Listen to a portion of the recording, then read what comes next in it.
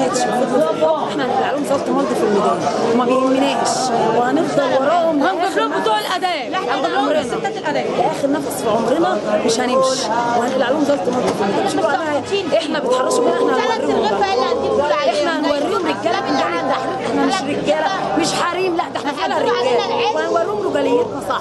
هنقلع لهم ظبط من اللي محبوسين اللي في الاداء هم دول ينفعوا 100 100 في التحرير، هنطلعهم هم واخدين على كده خلاص.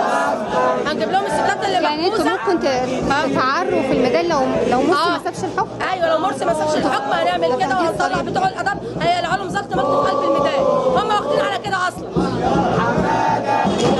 احمد انا خدوني اعتقلوني الايام اللي فاتت. قعدت ايه سبب الاعتقال؟ يعني خدوكي منين؟ ماشيه وثلاثه جم عليا متسلحين برشاشات وخدوني وقفت لهم معايا فراحوا شايليني ضربوني حلقوا من شعري راحوا مطلعيني عماره زي بلوك كده زي مكاتب فضلوا يضربوا فيا ويعذبوني انا والشباب اللي كانت. ما عرفتيش هويتهم؟ ما عرفتيش هم مين؟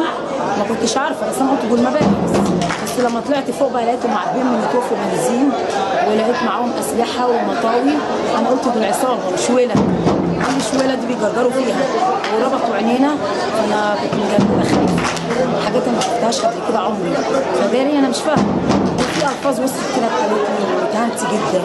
وفجاه برضه ربطت الشريطه ونازله بفك الشريطه دي من على وشي لقيت نفسي في عربيه رايحين وبيعورونا يودونا سجن مش عارفه فين اصلا او كان ليه. وبعدين في الاخر عرفت نفسي ان انا مختاره. انا لوحدي في الشباب كلها ما كانش في بنات خالص وانا بس كنت في عنبر لوحدي وجابوا شباب متبهدله وبالبوكسر وبيقلعوهم وبهدلوهم بهدله جدا.